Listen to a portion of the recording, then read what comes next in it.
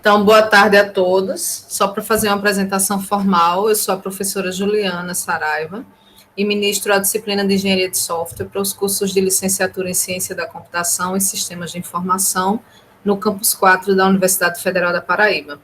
E como uma das atividades da disciplina, a gente convidou um Scrum Master, que por coincidência é aluno da disciplina, para falar um pouquinho sobre gerenciamento de projetos, a experiência que ele tem, e trazer essa conexão do que a gente trabalha em sala de aula, dos conceitos principais e das práticas e boas práticas que ele exerce lá na empresa que ele trabalha. Então, seja muito bem-vindo, Eduardo, e é com você. Palavra sua. Beleza, então boa tarde, pessoal. Então, hoje eu vou ministrar para vocês o conteúdo da disciplina, né? Que é o conteúdo de gerenciamento de projetos, tá? Mas antes de qualquer coisa, o gerenciamento de projetos de software, né, é uma parte essencial da engenharia de software. Os projetos precisam ser gerenciados, pois a engenharia de software profissional está sempre sujeita a orçamentos organizacionais e restrições de cronograma. Isso aí é mais ou menos um resumozinho, muito por cima do que é o gerenciamento de projetos, tá? Quem disse isso foi Somerville, não fui eu. E a gente vai destrinchar um pouco mais essa questão do gerenciamento de projeto, tá? Mas antes disso, vamos primeiro saber o que é um projeto, beleza? Então, segundo o PMBOK, que é o Product Management Book of Knowledge, que seria o Guia Geral de Conhecimentos de Gerenciamento de Projetos, o produto é um esforço temporário empreendido para criar um produto, serviço ou resultado exclusivo, tá? Então, aí a gente já tem algumas coisas que seria um esforço temporário. O produto, ele é tido como um esforço temporário para se criar, no caso está errado, tá? É um projeto, beleza? Eu devo ter errado alguma coisa na digitação. O projeto é um esforço temporário para criar um produto, um serviço ou um resultado exclusivo, certo? Mas quais são as características de um projeto, beleza? O projeto ele é temporário. Mas eu vou fazer o projeto e ainda vou ficar tendo que dar suporte e manutenção. Mas essa parte de suporte e manutenção, ele vai pós o esforço geral para a criação do projeto, e o suporte, ele, de certa forma, ele vai ser temporário também. Ele vai ter que ter um fim em algum momento, quando o projeto entrar em desuso. Mas, assim, o fato dele ser temporário tem que ser a parte de planejamento e a execução, pelo menos, da criação do projeto, certo? Professora, a senhora esteja livre para fazer qualquer observação e consideração aí no meio, pode me interromper, tá? O projeto também, outra característica, é que ele tem recursos definidos, certo? Então, quando se faz, anteriormente, para iniciação do projeto, nada pode ser desperdiçado, nem dinheiro, nem tempo. E tem aquela história de que tempo é dinheiro, né, de qualquer maneira. Então, não tem como dar mole com isso. Então, isso é extremamente necessário quando se está falando do fato de projeto, né, de projetar um software. E a outra característica é o objetivo definido. Um projeto ele precisa ter um objetivo definido, senão as pessoas vão ficar perdidas no desenvolvimento dele, certo? A gente precisa saber o que a gente quer para fazer o projeto. Não dá para chegar e dizer, eu quero um projetinho, sei lá, para o meu mercado. Sim, mas o que é que você precisa disso? Na maioria das vezes, a gente vê que projetos de software, eles são únicos. Um desafio, são desafios de projeto de software, do planejamento do projeto de software. Eles geralmente são únicos, são muito grandes, e sempre tem aquela questão de, nossa, eu tenho um projeto, a gente vai ganhar muito dinheiro, ele é revolucionário. A maioria deles são. Pelo menos quando algum cliente quer inovar, ele fala, não, a gente vai ficar muito rico. Quem é que nunca ouviu uma história parecida? Eu já ouvi alguns amigos meus comentarem, tem fulano, ele disse que tem um projeto que a gente vai ficar rico. Vai, mas isso aí vai demandar quanto esforço para a gente ficar rico? Ficar rico e ficar doido, talvez não valha a pena, né? Aí a gente precisa gerenciar tudo isso nessas partes, dessas características, certo? E ao falar de projeto, a gente também entra no escopo dos 4 P's, certo? Que são pessoas, produto, processo e projeto, beleza? As pessoas, nessa questão, nesse paradigma dos 4Ps, a gente tem que um projeto ele é composto por pessoas. A gente não tem como, até o momento, ainda não dá, para desenvolver um projeto sem a mão de obra de pessoas, independente de qual área esse projeto seja, tá?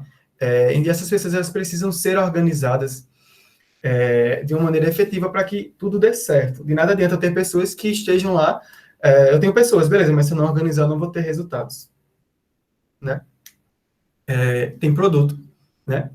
Que é onde ocorre a comunicação com o cliente para que alcance o requisito do produto, né? Então, o produto é o que o cliente quer, é o que o cliente almeja, é o que a gente vai produzir. A gente vai posso dizer que é o objetivo do nosso projeto. É um produto, como a gente falou mais anteriormente, no conceito, né, de produto, de projeto, na verdade. E tem o processo ao qual essas pessoas vão submeter-se, vão estar trabalhando para que haja a criação do produto, né? Um processo deve ser selecionado para que seja apropriado às pessoas e esses produtos, exato. A gente vai selecionar um processo, vai usar um processo que adeque tudo isso para a criação do produto e o projeto. O projeto deve ser planejado, estimando seu esforço e tempo para realizar, que é justamente ao qual a gente está, teoricamente, falando diretamente, sabe? Onde a gente planeja como as coisas vão ser, né, o escopo, o custo, e a gente vai ver isso um pouco mais na frente, tá? Beleza. Eduardo, deixa eu só complementar uma coisa desses 4Ps que eu acho importante. Tu volta um pouquinho o slide? Volto, sim. Esses 4Ps, eles estão também colocados nessa ordem que ele apresentou, no sentido de importância hierárquica para o gerente de projeto. Então, não adianta eu pensar em qual e como eu vou fazer, executar e definir o meu processo de desenvolvimento de software, se eu não pensar em qual produto e muito menos se eu não pensar nas pessoas. Então, da esquerda para a direita, de como vocês estão vendo na tela, o mais importante que ele tem que pensar são as pessoas que ele está lidando e todos os stakeholders. Só assim ele vai conseguir definir qual é o produto que essas pessoas ou estão desenvolvendo ou estão usando, porque essas pessoas também podem ser os usuários, os clientes que ele tem que lidar. Então, ele parte desse pressuposto, que é mais importante. Se eu tiver, por exemplo, um conflito de decisão de projeto, afeta diretamente as pessoas, outro afeta diretamente o produto, as pessoas vão vir em primeiro lugar. Provavelmente, pode ser que tenha exceções, mas provavelmente essa decisão de projeto dele vai estar voltada a atender primeiramente as demandas das pessoas, depois dos produtos, depois do processo e por fim do projeto. E outra coisa que é importante quando a gente vê essa hierarquia é que acaba que da direita para a esquerda, cada um depende do outro. Como é que eu defino como é que vai ser o meu projeto? O custo, as pessoas, o tempo, se eu não sei o processo de desenvolvimento de software. Como é que eu defino o processo? A gente já viu na primeira unidade. Se eu não levo em consideração o escopo, a complexidade do meu produto. Como é que eu defino o meu produto se eu não entender e não prototipar as pessoas que vão usar? Então, vocês veem que tem um encadeamento de hierarquia e que o gerente de projeto tem que olhar com o mais carinho possível para as pessoas, depois produto, depois processo, depois projeto, certo? É só para a gente não achar que é assim, ele pega um bolo e sai olhando de forma concomitante essas coisas. Tem uma importância principal na empresa, que são as pessoas sempre, certo? Certo. Então, a gente vai para a parte das atividades do gerente de projetos, né? Então, a gente tem uma pessoa que é o gerente de projetos e ele tem muitas atividades, né? Direcionadas já ao gerenciamento do projeto em si. Que, como a professora falou, o gerenciamento de pessoas, nesse sentido, ele gerencia a parte também de atribuição de tarefas, além de pensar nas pessoas de forma hierárquica, como ela explicou anteriormente, né? Ele faz o gerenciamento dessas pessoas, no sentido geral da questão. Ele faz a geração de relatórios, tá? Porque o projeto ele é documentado. certo? Então, o andamento do projeto, ele é relatado. Isso para os desenvolvedores, como a professora falou, para os stakeholders, que a gente pode generalizar um pouco mais, que são todas as pessoas que têm interesse naquele produto, naquele projeto, certo? Não só para desenvolvedores, não só para o PO, não só para um cliente ou um usuário, tá? E ele também faz a parte de gerenciamento de riscos, tá? Gerenciamento de riscos, ele, nessa parte, ele atua como na avaliação de riscos, e ele age de uma forma para mitigar esses riscos. Ele faz a classificação, ele faz a identificação, coisa que a gente também vai ver um pouco mais à frente, como ele atua nessa área de gerenciamento de riscos, tá? Ele elabora a proposta, porque o projeto ele começa com uma proposta, que é onde existe a proposta do software. Na maioria das vezes, ele também, nessa elaboração de proposta, ele faz a elaboração da proposta para conseguir o contrato, na maioria das vezes.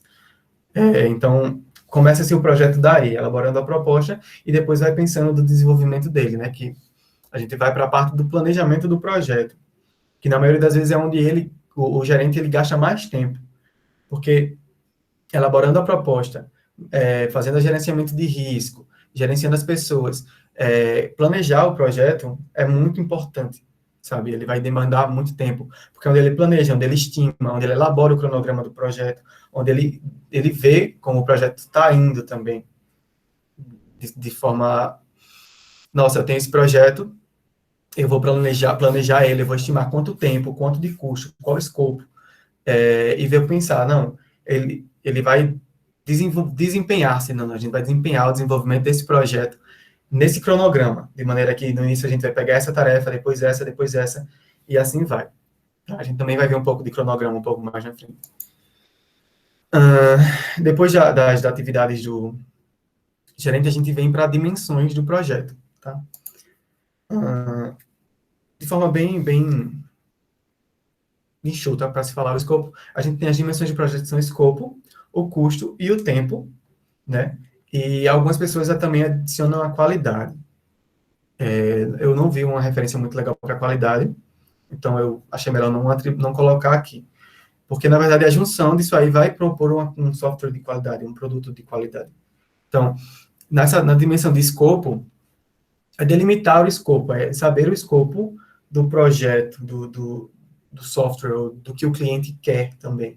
Então, aí, a gente planeja o escopo, vê, elabora a proposta, para ver até onde ele vai, para tentar ganhar entender um pouco o projeto de software, tá? Tem a parte do custo, que é onde vai se estimar o quanto esse projeto vai custar para ser feito. E aí a gente não pensa só na parte de custo, mas mais lucro. É uma coisa muito mais complexa, porque tem questões de hardware, de software, questões de pessoas que eu vou precisar pagar, tem que também planejar, de certa forma, a manutenção desses softwares que podem, e de hardware que pode acontecer, e alguns imprevistos. Então, precisa de uma experiência bem interessante da parte do gerente para fazer essa parte de estimativas de escopo, estimativas de custo, estimativa de tempo. Provavelmente um gerente iniciando, ele vai errar. Não digo que é quase certo, porque aí eu estou sendo bem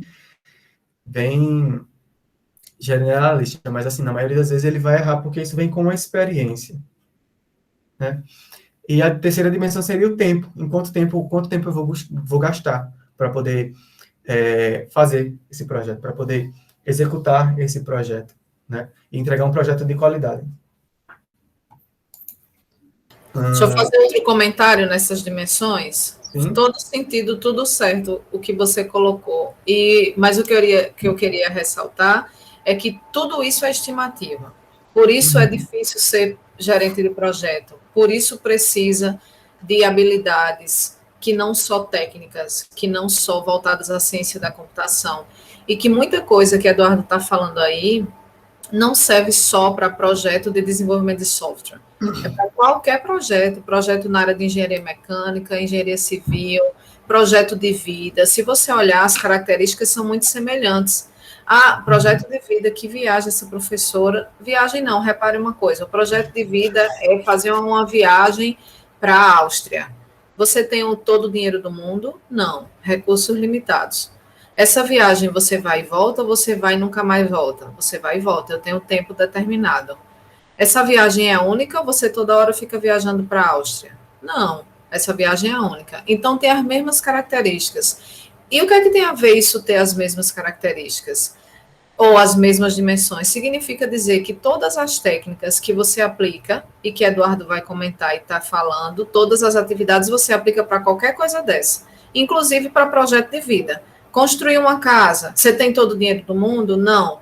Tem um tempo limitado para a construção? Tem. Tem recursos limitados? Tem. A sua casa é idêntica à casa do vizinho? Não. As mesmas características. E toda essa parte de escopo, custo e tempo é estimativa. E você pode perguntar assim, mas escopo? A gente não faz a parte de engenharia de requisitos, então eu sei qual é o escopo. Eu sei o número de funcionalidades, eu sei a complexidade, eu sei porque a gente já trabalhou com isso na nossa empresa, um sistema parecido, mas você tem certeza absoluta que esse projeto vai durar os mesmos 6 meses e 2 dias? Eu não tenho. Você tem sempre uma estimativa. E as técnicas que se estudam em gerenciamento de projeto, e vocês têm, no curso de sistemas, pelo menos, tem a disciplina específica de gerenciamento de projeto, é justamente para vocês aprenderem e desenvolverem as habilidades de tentar estimar o mais perto da realidade possível. Quando tem aí, a dimensão é o custo. Ah, não, isso aqui é R$ 20. Não, mas ou ele vai ser 18 ou ele vai ser R$ 20,50. Isso está certo, faz parte. Essa inexatidão nas estimativas é inerente a qualquer gerência de projeto, as mais bem-sucedidas possíveis, certo? E aí eu retomo a primeira aula que a gente trabalhou, que eu pedi para vocês estimarem. Lembra quantos reais era o projeto, para vocês brincarem na disciplina, quanto tempo durava, quantas pessoas seria necessário? Foi simples fazer aquilo? Não. Se eu pedir para vocês fazerem hoje a mesma estimativa, vai ser mais fácil? Vai. Mas vocês vão acertar 100%? Eu garanto que não. Porque precisa ter essa experiência, você precisa ter participado de outros projetos, você precisa estar no meio do processo de desenvolvimento de software para saber quando tem uma funcionalidade desse tipo, será que o programador entende da mesma forma que o arquiteto? Eita, não entende. Normalmente ele passa uma semana a mais. Então, você com essa experiência, você vai aumentar essa semana. Você vai aumentar esse preço. Você vai adaptar o escopo. Então, essas dimensões, eu quero só deixar claro que são todas estimativas. E que estimativa não é defeito de gerente de projeto. É a principal qualidade. Ele busca só minimizar o erro dele nessa estimativa, certo? Mas é isso aí, tá ótimo. Exato.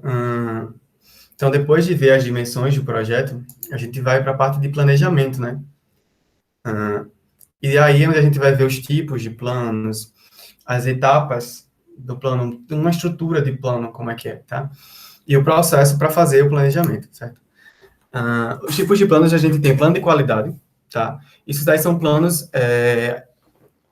auxiliares ao plano principal, tá? Para facilitar, para melhorar, porque assim, a gente vai ter um plano principal, onde vai ter cronograma, objetivo, tudo mais, mas isso talvez o plano não consiga abarcar toda a parte do software, a parte de que precisa ser validada, que precisa ser planejada. Aí a gente usa esses planos aqui, que são o plano de qualidade, define normas e os procedimentos para que o software tenha uma boa qualidade. O plano de validação, define abordagem, recursos e cronograma para validar o sistema, né?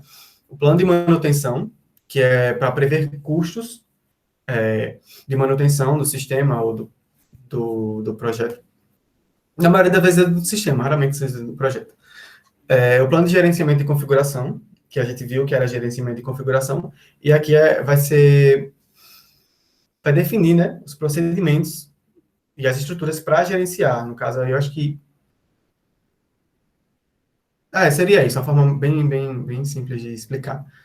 O plano de desenvolvimento pessoal, como a professora enfatizou, na ordem dos 4 P's, o pessoal, as pessoas, elas são importantes, mas nessa questão aqui, é o planejamento individual. onde eu trabalho tem-se um planejamento, tipo planejamento de carreira, também pode ser levado em consideração. Não é bem de carreira onde eu trabalho, mas eu acho que várias empresas, a gente já viu falar de, nossa, essa empresa aqui tem plano de carreira. É um plano para que você, como pessoa, como profissional, melhore as suas capacidades, as suas skills, e contribua de forma positiva para a empresa, né? Cada vez mais. Certo?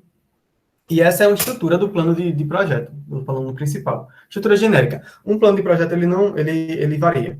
Ele varia bastante de organização, do escopo do projeto. Quando a gente leva em consideração que cada projeto é diferente, raramente a gente vai pegar um projeto de software que seja diferente. Se for pegar um projeto de software que seja igual aos outros, a gente pode pegar os de prateleira, como a professora geralmente fala, que é só pegar lá, adaptar pouca coisa e botar para rodar. Não vai precisar de um software específico para isso, não vai precisar de desenvolvimento. Né? Então, aí a gente teria a introdução, que é uma breve explicação do objetivo do projeto, e define as restrições, né, que vão afetar o gerenciamento do projeto, a organização do projeto, que é de definir a organização, a maneira como as pessoas estão envolvidas, os papéis, a hierarquia das pessoas nesse projeto, a parte de análise de risco, que define os riscos do projeto, né, definir, identificar riscos, certo? A parte de requisitos, de recursos de software e hardware, a parte tipo assim, para eu especificar o hardware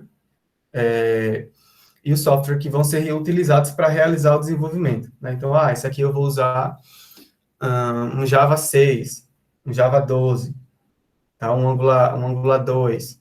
Eu acho que, geralmente, quando a gente usa Angular 2, é Angular 2+, né? Que seria ali depois de Angular JS.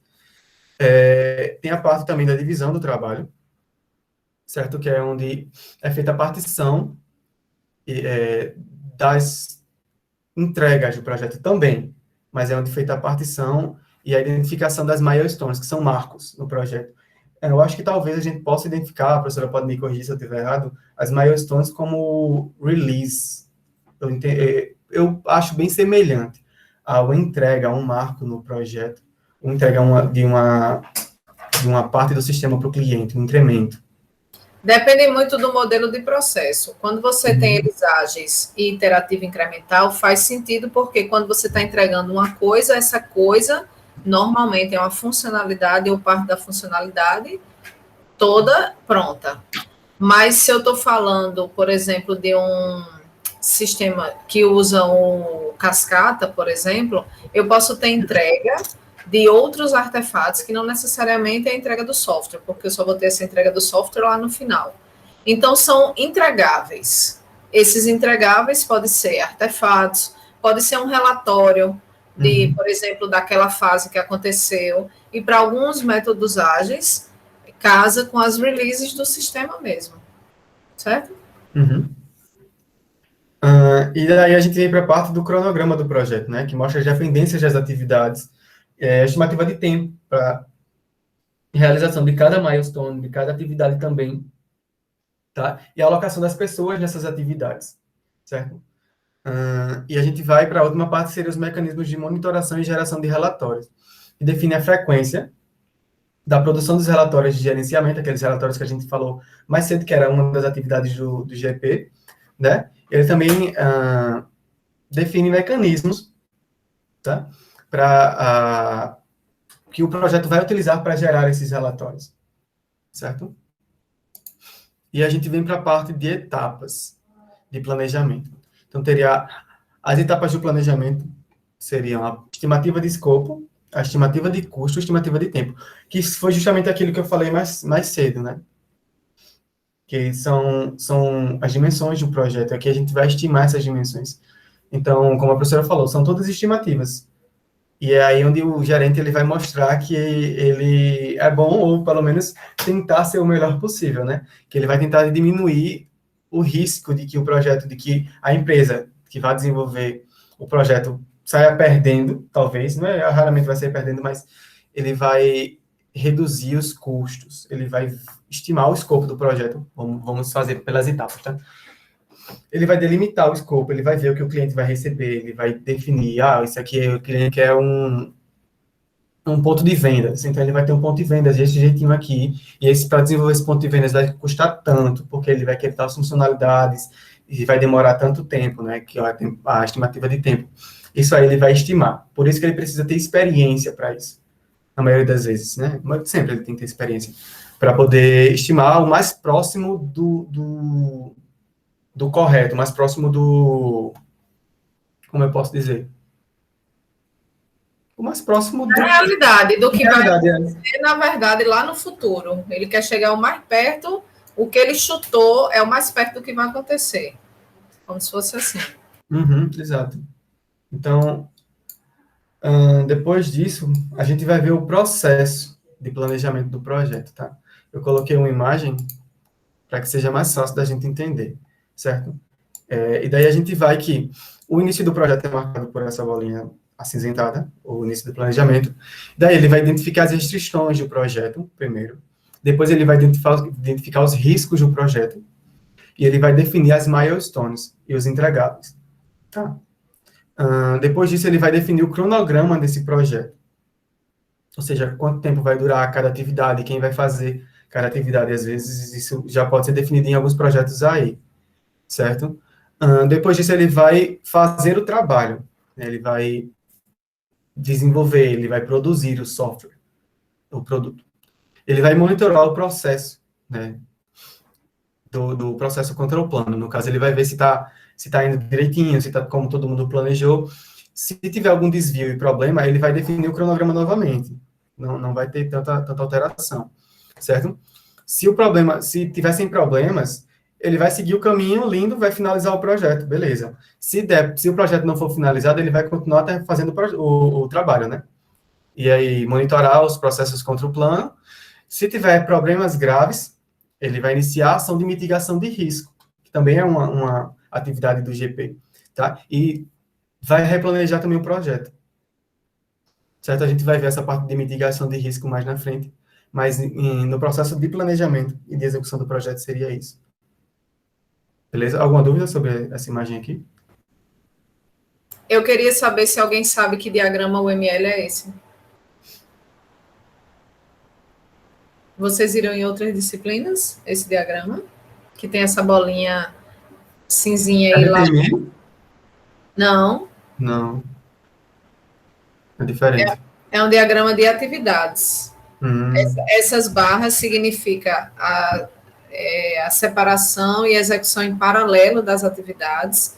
Esse losango são ifs e else, condicionais, e esses, como se fosse uma elipse, né, um quadrado meio abaulado, são as atividades do próprio diagrama. Mas a gente vai ver bem direitinho na aula de UML, certo?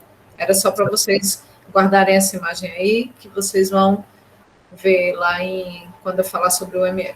Mas vamos lá. Beleza. Depois do processo de planejamento, a gente vai ver a parte de cronograma do projeto, certo? Mas, primeiro, o cronograma, ele serve para orientar o desenvolvimento do projeto e, assim, potencializar o trabalho. Tá? Ele pensou como é que o projeto vai ser feito, em quanto tempo o projeto vai ser feito. Ele pensou nas atividades que vão ser feitas em paralelo, então ele já pensou também... essa atividade aqui só pode ser desenvolvida depois que tem a atividade 1 e 2 e 3. A 3 só pode ser feita depois que a 1 for feita. Então, eu vou começar na 1 e depois posso fazer a 2 e a 3, porque daí eu posso desimpedir, pode ter duas pessoas trabalhando. Tá? E isso daí já é um pensamento em que já se tem que ter no início. Daí, dessa parte de planejamento de cronograma, certo? E o cronograma, ele pode ser expressado em forma de tabela, a tabela de dependências, já, como eu expliquei. Tem aqui as tarefas, certo? Vai de T1 a T12. Tem a parte de esforço por pessoa dia, ou por man day, geralmente a gente pode utilizar. Já ouvi essa expressão algumas vezes. São pessoas trabalhando por dia, tá? A duração dessa tarefa, no caso, essa T1 teria a duração de 10 dias, e a dependência, ela não tem dependência nenhuma. Mas a T3, tá vendo? Ela tem a dependência da T1, ela só pode ser feita, só pode ser realizada quando a T1 for realizada. Tá? E esse M1 seria a milestone, seria a parte do entregável, do resultado do projeto, quando essa tarefa poderia ser entregue, iria ser entregue. Acho que a gente fez uma atividade parecida na aula, sobre essa questão de dependência e de entrega. Acho que foi na parte de quando foi planejar as sprints do projeto, do nosso projeto, que a gente tem que decidir quando a atividade seria feita em qual sprint e quando a outra poderia ser feita porque teria dependência. Tem uma coisa bem parecida, tá? Outra maneira são as redes de atividades, que já facilita também de uma maneira que você pode ver o início do projeto e o fim do projeto, e pode ver quais as atividades dependem de uma da outra de uma forma mais dinâmica, sabe? Então, a atividade 1, depois pode fazer a atividade A, B e a E precisa da B, a B precisa da A. Então, a gente já... então quer dizer que eu posso fazer vou fazer a atividade A e já vou liberar mais 3 atividades. E depois dessas 3, a gente já vai para o final do projeto porque é mais simples. Tem caminhos mais críticos, tem caminhos mais demorados, mas a gente pode pensar, não, vamos fazer a atividade A, aí depois a gente pode fazer a B, a C, a D, depois da B você pode pegar a E, outra pessoa pode pegar a F, e assim a gente pode fazer, porque são muitas pessoas trabalhando no projeto, não é uma pessoa só. Então, essa parte aí já é mais de organização.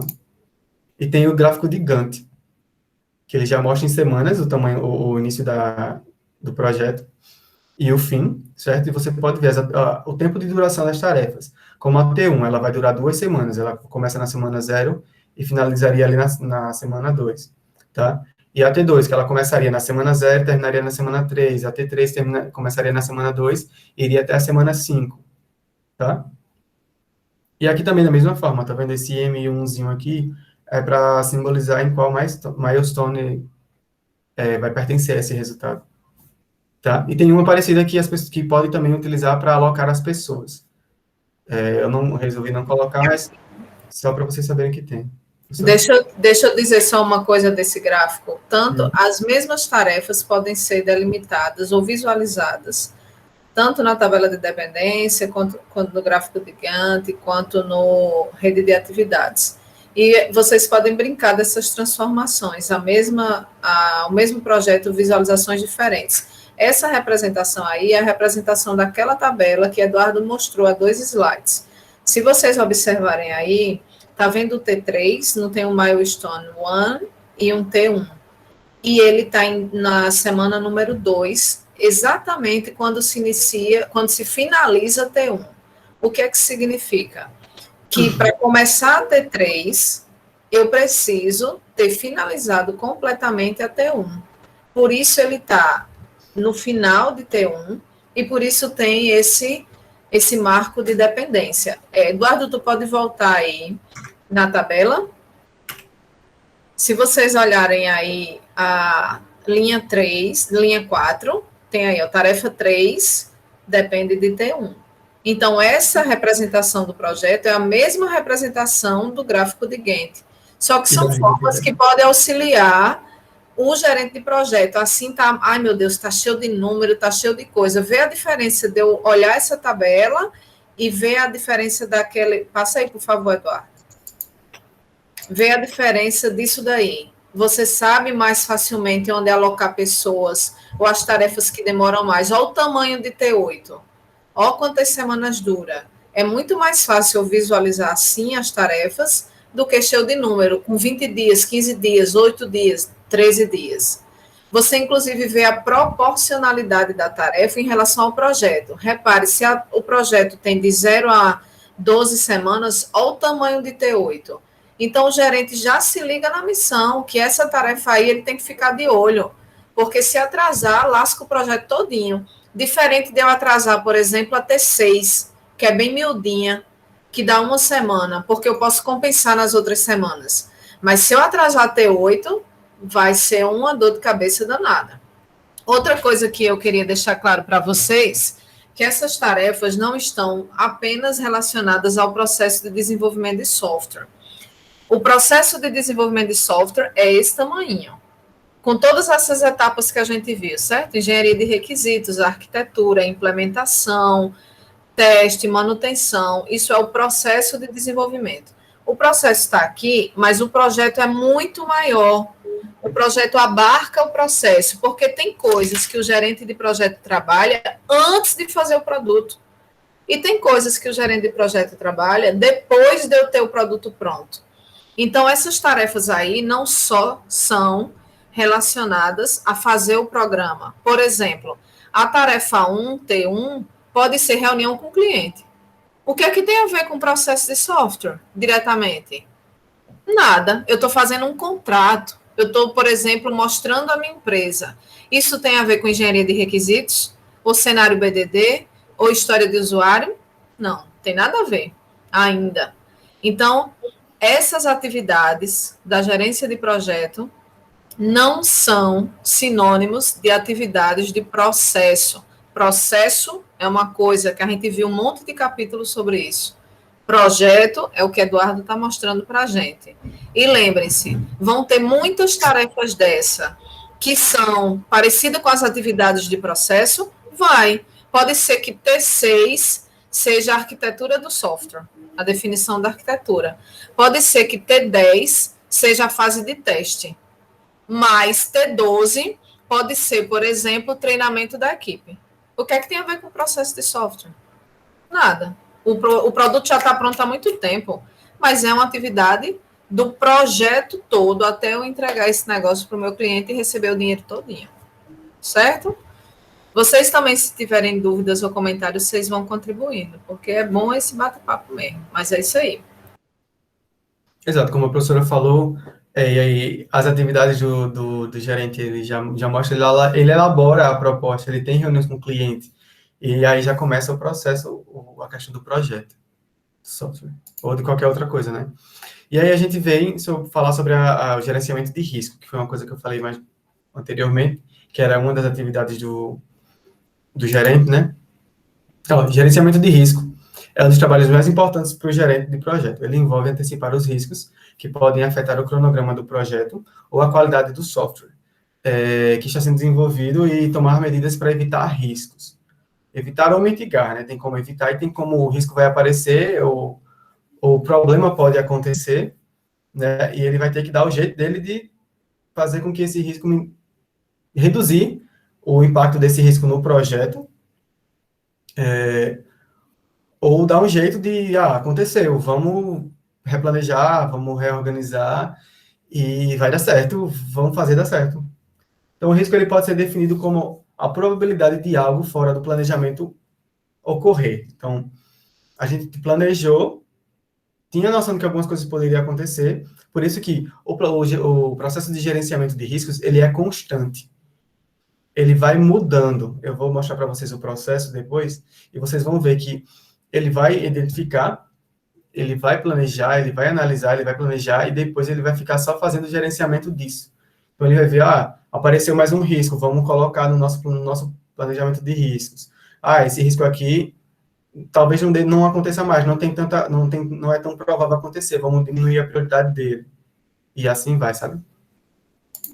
Então, a gente vem para as categorias de riscos.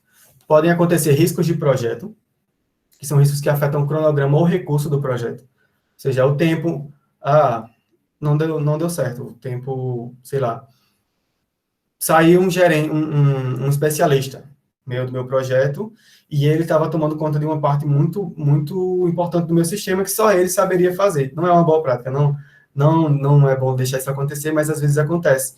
Então, isso vai afetar o meu projeto, o meu cronograma, porque uma coisa que eu estava planejando que a atividade fosse feita em 2 semanas, eu vou ter que treinar alguém, para aquela pessoa, ela vai começar a desenvolver aquela parte, ela vai ter que se acostumar, então vai demandar mais tempo. Pode ser um risco de projeto. O risco de produto são riscos que afetam a qualidade e o desempenho do produto. Esse meu especialista saiu, eu tive que colocar outra pessoa no lugar, ele não é tão experiente assim. Então, a qualidade do meu produto não pode ser que não seja tão boa. Tá vendo? Essas categorias de riscos, esses riscos, eles podem ser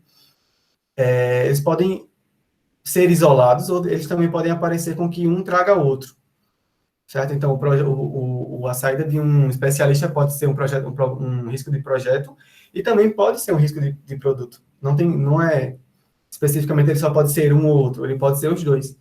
E também tem o risco de negócio, que são os riscos que afetam a organização que desenvolve ou adquire software. Então, sei lá, minha empresa está com orçamento baixo, aconteceu alguma coisa, tive que demitir esse meu especialista, então já é um risco de negócio. porque a minha empresa está com pouca verba, tá um problema, um risco de projeto e um risco de produto. É um risco que afeta, que engloba as 3 categorias de riscos, sabe? Tá um pouco confuso, mas eu acho que deu para vocês entenderem, né?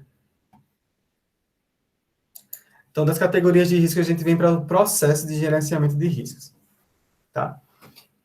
O processo, ele vai de identificação do risco à monitoração do risco, ou monitoramento de risco, tá?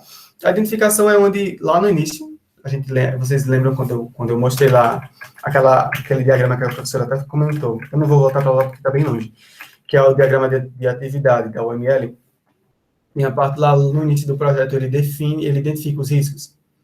Então, aí, ele vai começar identificando os riscos. Mas, como eu falei anteriormente, essa parte de gerenciamento de risco, ele é no processo do projeto inteiro. Então, ele inicia ali, mas ele está sempre sendo gerenciado, por assim dizer. Então, ele vai identificar os riscos no início do projeto. Então, a minha equipe é inexperiente, vou ter que treinar, pode ser que eles não consigam se adaptar, então, é um risco. Eu tenho 5 pessoas, eu posso perder uma, é um risco, né? Então, ele vai identificar esses riscos de início, tá? E provavelmente ele não vai conseguir identificar todos os riscos do projeto. Isso é quase impossível. Mas, com o tempo, ele vai conseguir monitorar esses riscos e ele vai poder mudar a probabilidade de acontecimento, né? Que esse risco vai afetar. E a criticidade do risco também, né? Pode ser que, sei lá, a empresa queira mudar talvez o escopo. É um risco bem grande. Pode acontecer? Talvez não tanto. Então, aí a questão da probabilidade e da criticidade do risco. E tem a segunda fase, né, que seria a etapa de análise, que ele vai analisar e avaliar a probabilidade, que era isso que eu estava falando. Ele vai ver o risco, ele vai analisar esse risco, ver qual a probabilidade desse risco acontecer, tá? E as consequências que esse risco pode trazer. Então, aquele meu especialista saiu, ele poderia sair, eu já tinha planejado esse risco dele sair. Então, aí eu já tinha visto que, se ele sair, ele pode sair porque o contrato dele está acabando. A probabilidade já é um pouco maior. Então, qual a consequência? O projeto vai atrasar, né? Eu vou ter que treinar outra pessoa, são consequências do risco. Beleza? E tem o planejamento do risco, que é onde é feito o planejamento para mitigar isso. Quando esse risco acontecer, se esse risco acontecer, eu vou fazer o quê? Eu vou ter que colocar outra pessoa no lugar dele. Essa pessoa pode não ter tanta experiência, então eu vou ter que treinar essa pessoa. Então, é para mitigar o impacto desse acontecimento no projeto. E tem a parte de monitoração, que é como eu expliquei, é a parte em que ele vai estar sempre revendo esses riscos e vendo a probabilidade de acontecer de acordo com o andamento do projeto, tá? Então, com o tempo, ele vai ter que estar sempre revisitando esse arquivo, onde ele coloca essa tabela, e ver, esse risco aqui, pelo que eu estou vendo, ele está mais provável de acontecer do que esse risco aqui que eu pensei que 2 semanas atrás era mais provável. As coisas mudam, como o ciclo do processo vai mudando, as pessoas vão mudando, o desenvolvimento vai mudando, vai acontecendo, os riscos, eles também vão mudando. Então, essa parte de monitoração é a parte em que ele vai estar acontecendo ali na maior parte do projeto. Essa parte de identificação, análise e planejamento é mais no início. No restante do projeto, ele vai manter. Ele só vai manter, tem esses riscos, e se acontecer mais algum, ele vai adicionar nesse projeto, nesse arquivo, nesse plano de risco, de gerenciamento de risco, e vai ficar fazendo só o gerenciamento deles, tá? E aqui seria o fluxo do processo, né? Ele identifica o risco, ele lista os riscos potenciais, tá? Logo depois ele faz a análise desses riscos, ou seja, ele faz a lista de prioridade dos riscos, dos mais críticos para os menos críticos, dos mais prováveis para os menos prováveis, isso daí vai variar bastante, tá? Ele efetua o planejamento do risco, que ele faz o planejamento da prevenção do risco. O risco, ele dá para prevenir? Dá, mas se esse risco acontecer, eu vou ter que ter um plano de contingência. Então, ele aconteceu, o que é que a gente faz? Segue o plano de contingência. Se não deu certo, vamos seguir por esse caminho. O meu especialista saiu, vamos contratar outra pessoa. Era um risco, ele preveniu, ele quis sair. Eu falei, eu vou mudar, vou te pagar um pouco mais.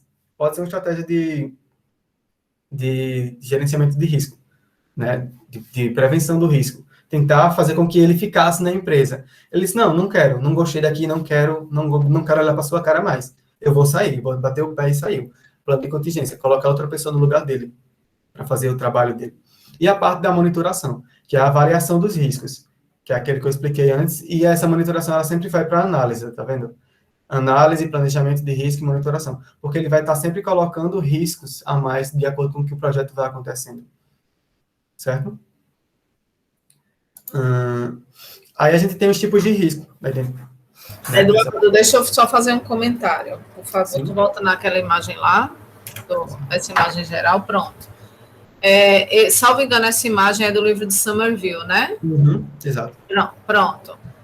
Isso, o que eu vou falar agora é uma opinião minha, certo? A opinião minha não tem no livro, é uma coisa que a gente pode, de forma crítica, pensar se faz sentido ou não. Eu colocaria essa seta voltando, que significa cíclica, para a identificação dos próprios riscos. Porque na medida em que o projeto avança, eu analiso os riscos e pode ter risco que não é risco mais. E pode ter risco que eu não pensei no começo e eu acabo identificando novos riscos.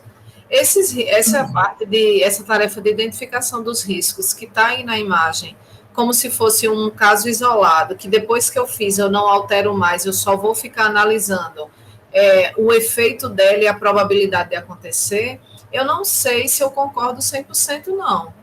Porque a depender da empresa, do tamanho, da complexidade, eu preciso sim reidentificar os riscos. Por exemplo, eu identifiquei um risco lá no começo do projeto da tecnologia virar obsoleta, porque a Java estava vendo aí se lançava o JDK ou se tirava todos do ar. Eita, a empresa não sabe se começa ou se não começa esse programa em Java, porque Java deu um anúncio aí que está para fechar. Com 2 meses do projeto, além de não fechar, a Oracle comprou Java e garantiu o desenvolvimento do JDK por mais de 10 anos. Existe esse risco? Não, acabou-se. Então, para que eu vou ficar analisando ele? Ele não tem mais probabilidade de acontecer. Eu não preciso pensar em formas de mitigação, que é transformar o sistema todinho em Python. Eu não preciso pensar nos efeitos de, por exemplo, renegociar o valor do meu produto com o meu cliente. Acabou-se. Então, ele sai da identificação de risco. Zero. Do mesmo jeito que eu nunca pensei na vida que Java pudesse falir ou alguma coisa. Ou seja, foi alguma vez listado no começo do projeto que existia um risco da tecnologia virar obsoleta? Não. Porque Java é uma das linguagens mais programadas no mundo. E um belo dia, sei lá por que cargas d'água, tem um anúncio da Oracle dizendo, pessoal, quem usa o Java, organizem os seus projetos, porque vamos desabilitar tudo. Não vai existir JRE, não vai existir mais nada, acabou-se. Vocês têm 2 meses para fazer isso. A empresa faliu e a gente vai tirar tudo do ar. Existia esse risco antes? Não. Aí, se eu ficar voltando só para a análise dos riscos, eu nunca mais vou identificar esse novo, né?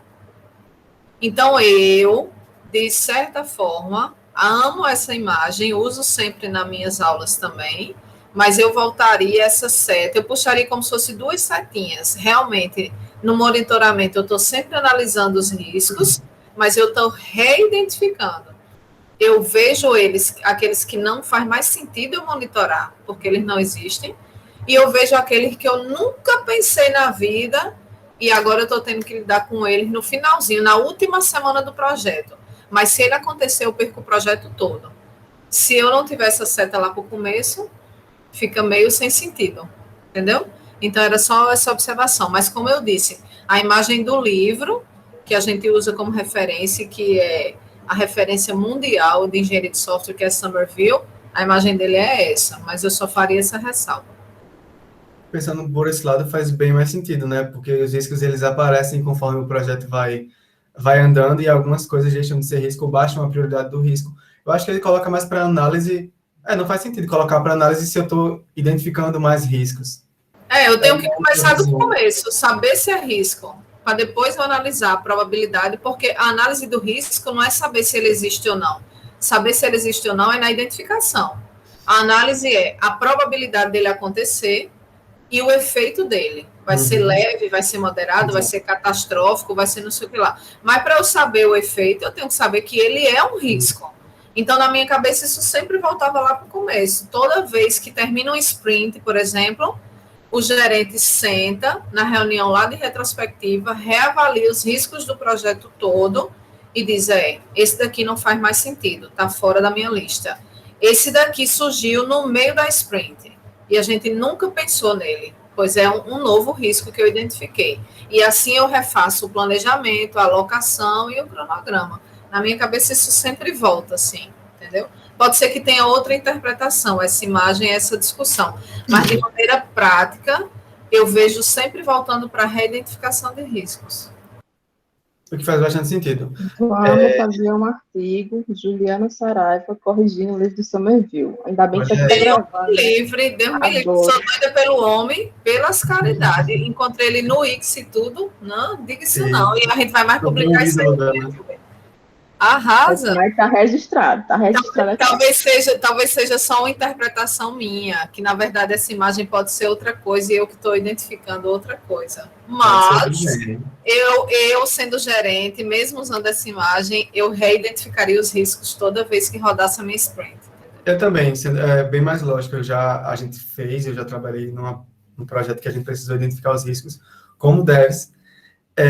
E a gente optou por ir identificando os riscos a partir de que eles fossem surgindo, a partir de cada interação, o que é mais, para mim, se torna um pouco mais lógico, né? Indo aí um pouco diferente do fluxo dessa imagem. Então, depois disso, a gente vai para os tipos de risco, tá? A gente tem riscos de tecnologia, riscos de pessoas, riscos de organizacionais, riscos de ferramentas, riscos de requisitos e riscos de estimativas, tá? Riscos de tecnologia. O risco de tecnologia foi o que a professora deu como exemplo ainda agora sobre o JDK. A gente trabalhar com Java e o Java, não dá mais suporte, né? O risco de pessoas são associadas à pessoa da equipe do desenvolvimento, que foi um dos riscos que eu dei ainda agora, que era alguém sair da empresa, da equipe, da empresa, se demitir, alguém morrer. É um risco. Pode acontecer, né? Riscos organizacionais, que derivam ali da organização de desenvolvimento do software. A minha empresa, sei lá, investiu em alguma coisa e quebrou, a empresa faliu, a empresa não está com dinheiro para manter, são todos riscos organizacionais. Se a empresa for mantida pela lei da informática, teve uma lei que foi sancionada há um tempo atrás que cortava um pouco dessa verba, se eu estiver enganado, mas era assim. Então, isso é um risco organizacional, porque vai faltar verba para manter ali a empresa, ou para manter alguns projetos, né? Tem riscos de ferramentas que derivam das ferramentas de software, que deve dado como suporte, né, ali para desenvolvimento. A ideia que eu estava usando não dá mais suporte para essa linguagem. Sei lá, a versão de tal ferramenta que eu estava usando não tá legal, vou ter que mudar, e isso vai quebrar todo o meu sistema. Vamos dizer assim, eu tenho um sistema que ele é em Java 8, já está no Java não, desculpa, Angular 8, que é uma coisa bem provável de acontecer, e já aconteceu com a gente, eu acho que quem nos lembra, e a gente precisou, o Angular já está no Angular 12, se eu não estiver enganado, ou está por ali. Se você usar uma dependência que mais atualizada, talvez não pegue no Angular 8, mas vai atualizar teu projeto do Angular 8 por 12, para tu ver a dor de cabeça que vai ter, na maioria das vezes, para atualizar todas as dependências. E o povo do teste depois também? Homem, nem já aconteceu também. Tristeza do meu coração. Testando tudo de novo, em outro ângulo, porque a pessoa... Outra versão, porque o ângulo... Não, e o melhor do teste que ele está automatizando é que ele usa funções específicas às vezes. Aí aquela função já não está mais disponível para o coitado. Justamente. Meu coração aqui, ó. Aí ele vai ter que refazer realidade isso aí. Isso é uma das discussões entre open source e ferramentas pagas. Porque, não é open source, todo mundo usa e de lá evolui, e o código é aberto, e todo mundo não sei o quê. Aí você joga lá no Maven a URL da tua dependência, tá tudo lindo, os botões tudo fofinho. Um belo dia, seu cliente liga e diz assim: meu filho, você deletou o sistema? Tá o botão do lado esquerdo, o botão OK tá escrito cancelar, era tudo verde, tá tudo rosa, o que diabo é isso? Aí você, não, eu só fiz dormir e acordar. Quando você dá um F5 na sua página, Superbugation. Bem-vindo ao mundo open source. Acontece. Muitas vezes algumas dependências são descontinuadas. Eu estava trabalhando com uma ontem que eu tive que...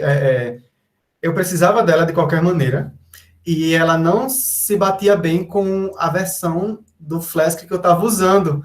Aí lá vai eu reduzir, fazer downgrade da versão do Flask para poder usar ela de qualquer maneira. Imagine num projeto inteiro. Isso é um problema. E vai que esse downgrade que eu fiz no Flask vai atingir uma outra parte do meu sistema, porque está usando uma função que no Flask mais atual tem, e no Flask que eu mudei para a versão não tem. Aí é um risco bem grande também. Risco de requisitos. Eles derivam dos requisitos do cliente. O cliente chega e faz, eu não quero mais assim. Eu quero de outro jeito. Isso acontece bastante no Scrum. Por quê? Porque é uma premissa do Scrum. É que o cliente possa ir interagindo ali, a gente entregando, ele dizendo se está bom ou não o que ele quer. Já nos mais tradicionais, não tanto. Porque o cliente só tem, na maioria das vezes, o produto no final. Mas chegando na metade da produção, o cliente fala, rapaz, a minha empresa, mudei o segmento, agora eu quero de outro jeito, a gente está trabalhando assim, assim, assim. Vamos mudar esse requisito, eu não quero mais o software do jeito que eu queria antes, não, eu quero de outro jeito. O risco para você dar conta. Dizer, não, vamos ajustar, vamos, o cliente faz, eu não tenho mais cliente, eu não tenho mais o meu funcionário não vai mais ter acesso ao meu sistema, que vai ter acesso ao meu sistema é o cliente direto.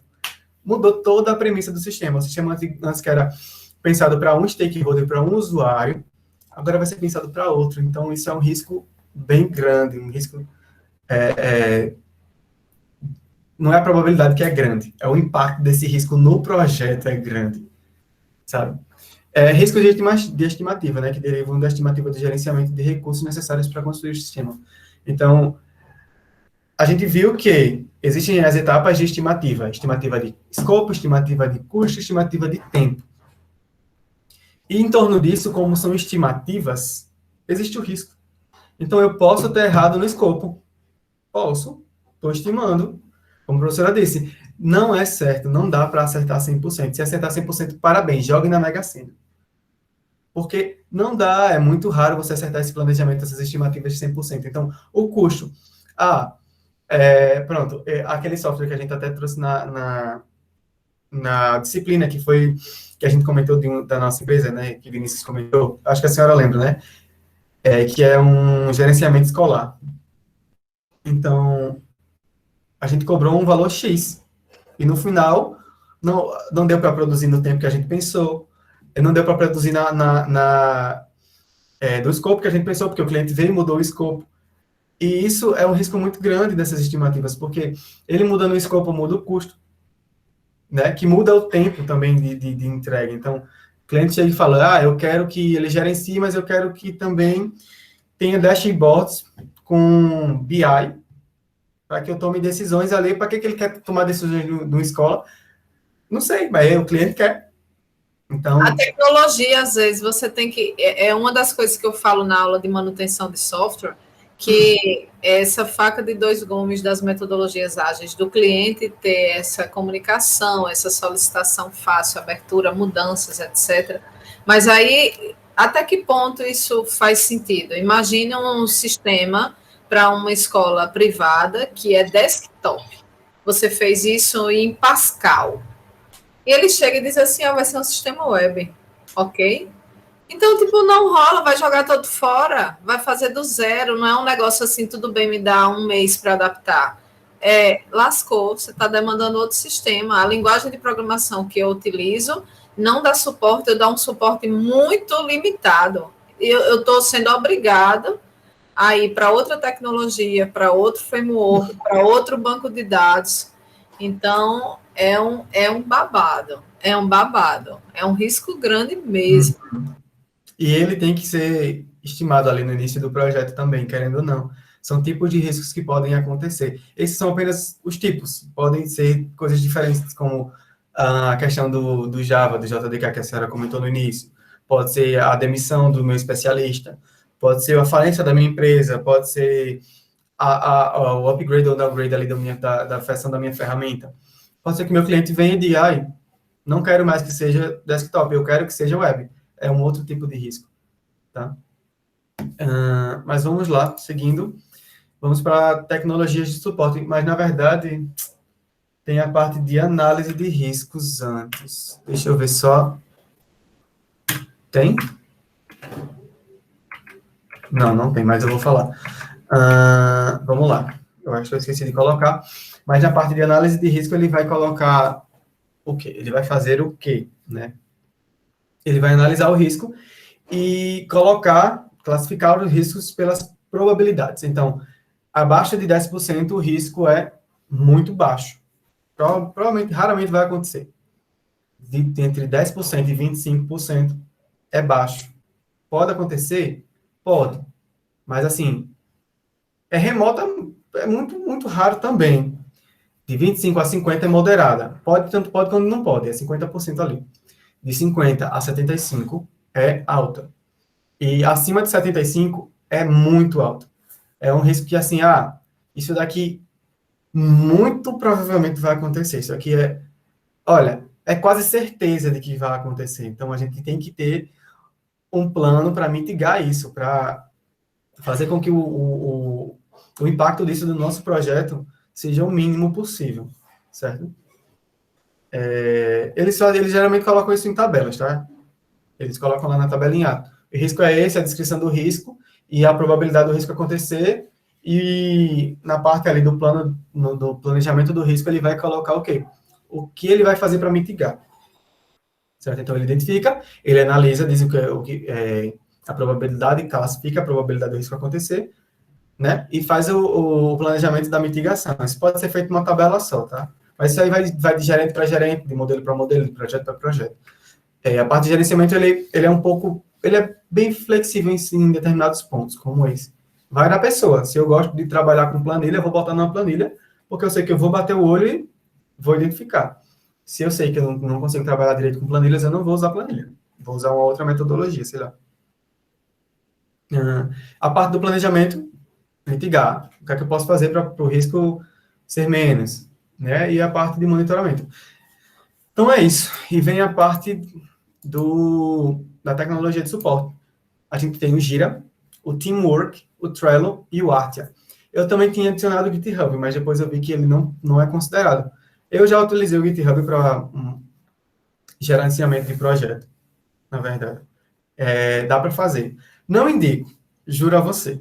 É um negócio muito tosco, dá para você colocar a task, mas o backlog, a OS ali não é bom de gerenciar. O Trello é legal, já eu trabalhei com o Trello, não me adaptei muito bem. O Gira, eu mexi esses dias, porque onde eu trabalho, a gente tem um específico da empresa.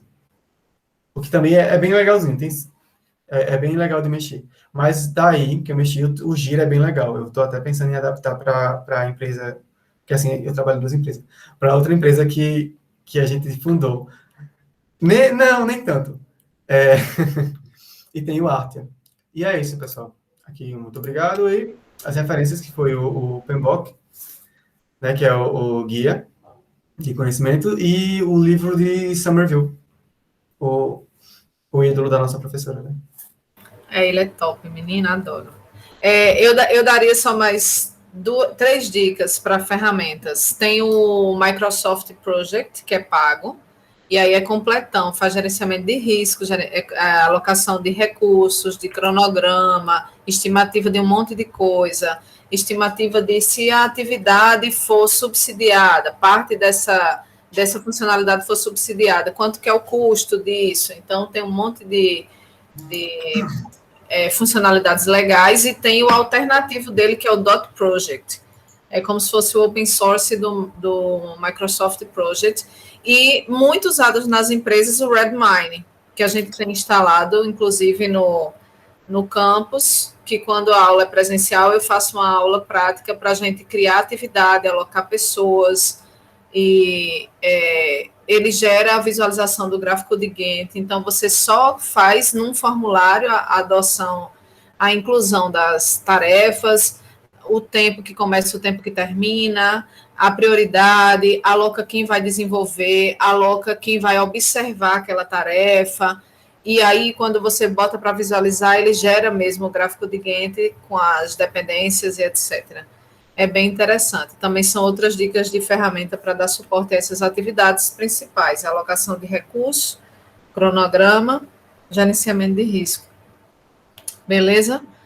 Alguém explica bastante a vida do gerente, né? Que ele gera muitas ferramentas. Pelas caridade. A Asana, eu nunca usei. Nunca ouvi falar. Ele é gratuito? Se for para o Gira ele tem uma versão. O Gira eu usei já. O Gira é bem legal. E assim, dá até para 10 pessoas, eu acho. Assim, com recursos limitados, claro. O Teamwork eu tenho para mim que seja pago, o Trello tem a versão gratuita com coisas reduzidas. O Trello e o Gira são da mesma empresa, se eu não estiver enganado, né? Eu não sei por que tem dois, mas são da mesma empresa e podem ser usados em conjunto.